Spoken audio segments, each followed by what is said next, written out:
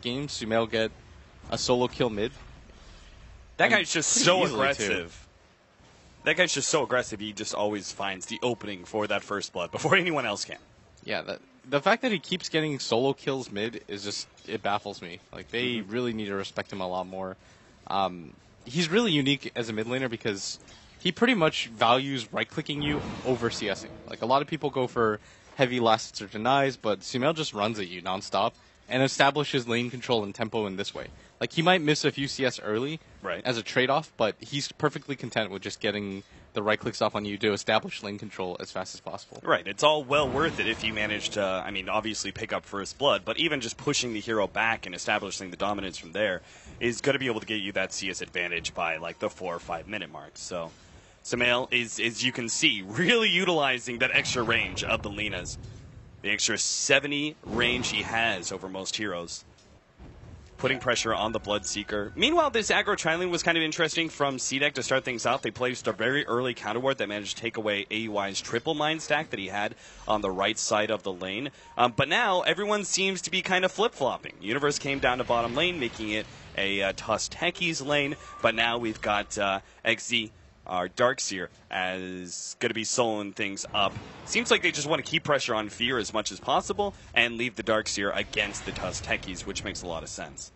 Yeah, this lane setup is actually really advantageous to C-Deck. Because as long as the Courier! It's going to get picked off. No that was way. just a hatchet. So no regen was actually coming in. That's really weird. I mean, the hatchet, he still would have been very low on HP. If Sumail actually managed to land like a Light Strike array and then Dragon Slave, if Shiki came forward, even just harass him with Dragon Slave. Like, Shiki, unless he can somehow get those last hits underneath the tower with Sumail up in his face, I just don't see how a hatchet by itself is good enough. Man, isn't that the Han term? Hatchet? It is. I'm gonna say Quelling Blade. It looks like a hatchet, so that's what I always think of. I think if you're C-Deck, you actually have to well, Fear! He's going to be going down to the top lane. Oh! Barely just managing to pick up that kill towards the tail end of it. Garter setting it up with the long-range Fisher. Fear just hung around a little bit too long. And C-Deck, I think this is one of the biggest things that we've seen out of the group stage in order to deal with Evil Geniuses.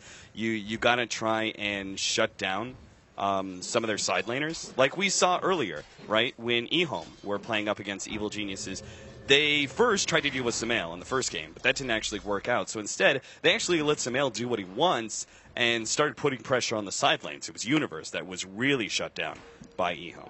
I actually think that's I was just about to say, I think that's the strategy here, is that when you play against EG, in my opinion, no matter what, Sumail has a good game. Like, he's just the type of player that'll snowball. He plays the type of hero that'll snowball back into the game. All he needs is 1 or 2 kill streaks, and then he's fine. I actually think the better heroes to go for and kill, and PPD at top is going to get engaged on, but he should be okay. Flat cannons are already down, so. I just think that it's Fear and Universe. If you can minimize their impact, just lower the amount of farm that they get, and just make the lanes difficult for them. I think that these are the 2 heroes on EG that you want to shut down as much as possible. Like, if Klinks doesn't get a good start, C-Deck can apply so much pressure with the heroes that they have. They've got a Visage, they've got an Earthshaker. Those 2 nukes alone can almost kill him. Right. So if you're C-Deck, you just want to be able to put pressure onto the Klinks. The Tusk isn't having the best game because he had a lane against Darkseer that was constantly ion shelling, and I think you just accept that Sumail's going to have a good game. Because if he solo kills your mid and he's got 27 CS, he's just going to win this lane. Like, it's not winnable at this point.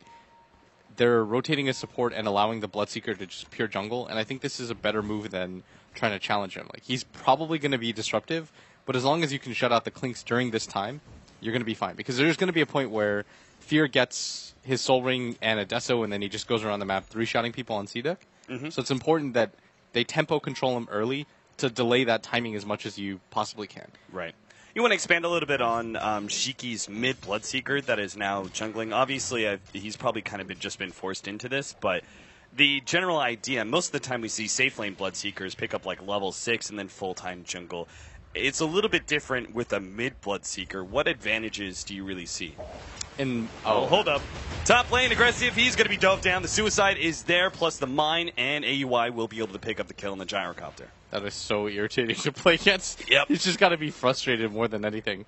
You can't even You can't really do anything about that. If you're C deck, you just kind of have to let wherever that happens happen. But I guess the advantage of having a Bloodseeker mid versus having it in another lane is just the levels that you get. And actually, Shiki might be going down. Oh, Laguna Blades! Oh, it's nighttime, so Sumail couldn't actually land that one. Be Missed careful the Light now. Strike Array, still wants to go for Q. They managed to get a couple of nukes on him. The silence goes down as well, but Sumail is still operating with a double damage rune, so they need a little bit of extra help, and that's where Aggressive comes in. But Sumail is bottling up and running the long way around. Carter is here to be able to stop him, though. He's got a Fissure coming up. Light Strike Array already laid down. Not going to be able to get off the Fissure in time. Sumail will still be traded away for a support, though.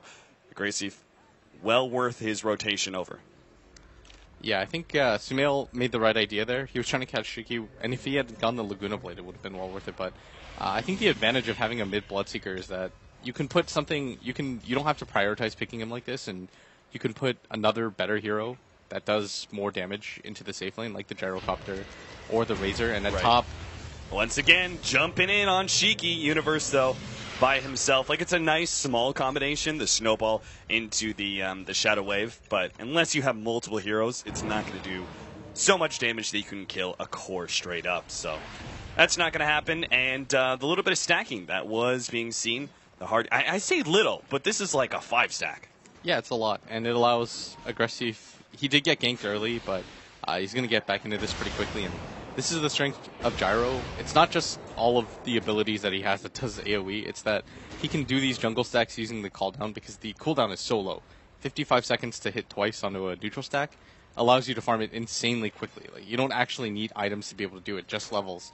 And so C deck are it's definitely well worth the time to go for the stacks there. And if you're the Bloodseeker, that's kind of the problem here, is that Shiki's so under-leveled. He's only level 5. He doesn't even have a 6 at 8 minutes, that I think it's worth it for EG to just continue to pressure him and shut him out of this game entirely.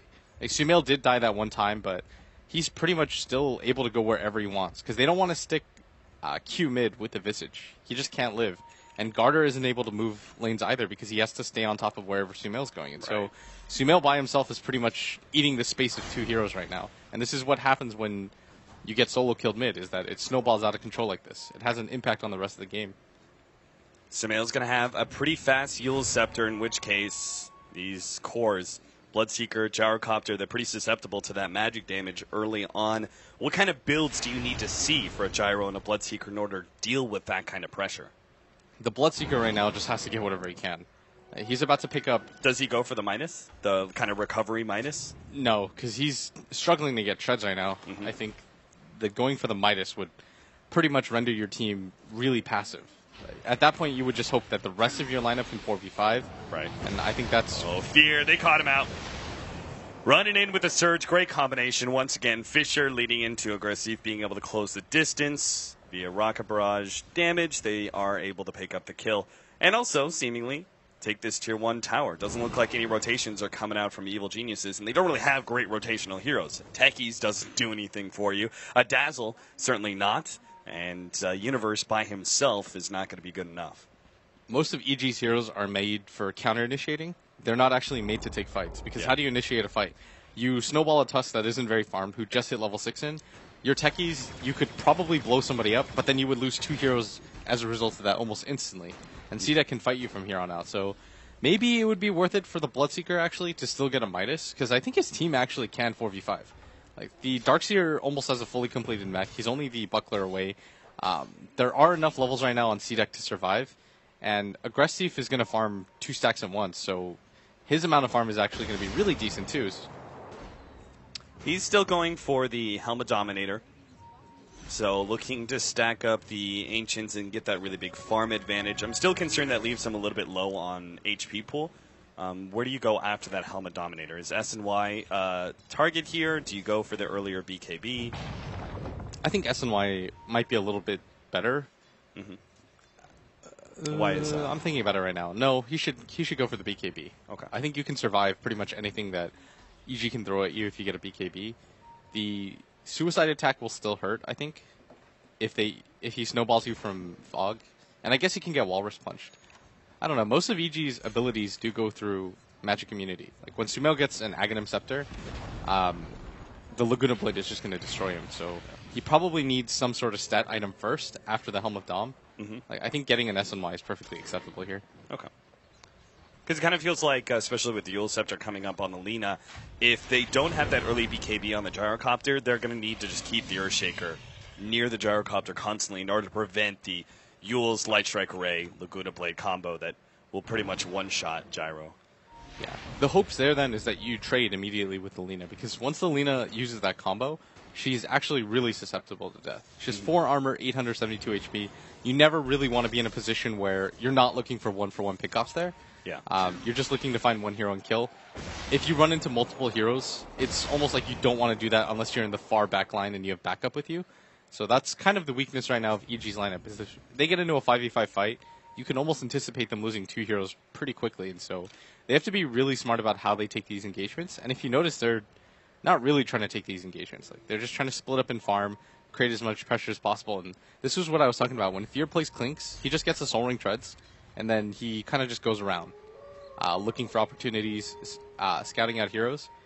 And that's why they wanted to gank him early, to slow this kind of timing down. 'Cause normally he does this around 9 minutes.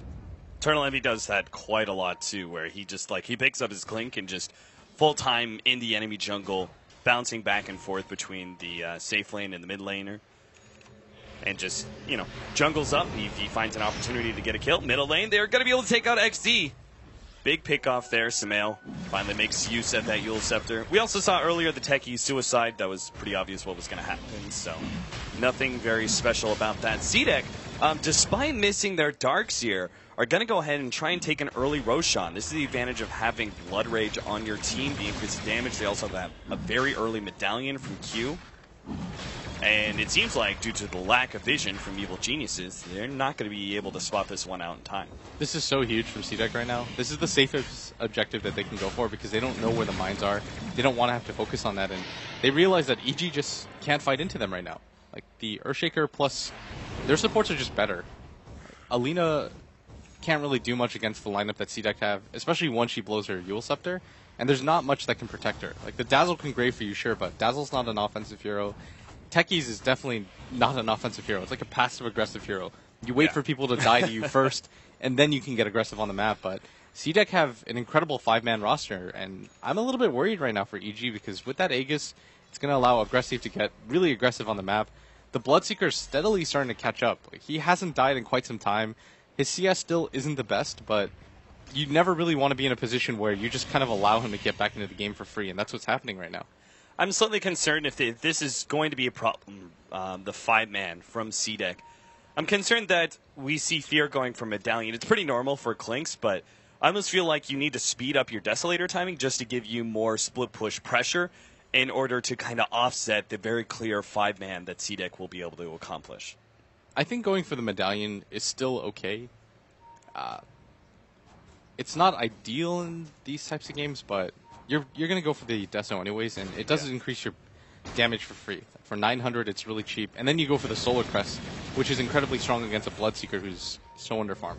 Right. Like, maybe he does still go for a Midas, because the rest of his team is doing really well. And the Gyrocopter is going to go for the SNY, which makes sense, right, if you think about it. If he goes to the BKB first, he still needs the SNY for the stats. Because there's so much that goes to the BKB. Like, there's actually no reason for him not to go for this. Otherwise, he'd have to go for something like a Satanic first for the raw HP pull, or a Scotty, and he doesn't want to do either of those things. Going for the SNY allows him to fight. And I think when you're this far ahead, going for drums is just game losing. Like, you want to build into the late game. Right. C-Deck start pushing on that Tier 1 tower. You can see Q trying to wrap around here, does place a rather aggressive ward, but not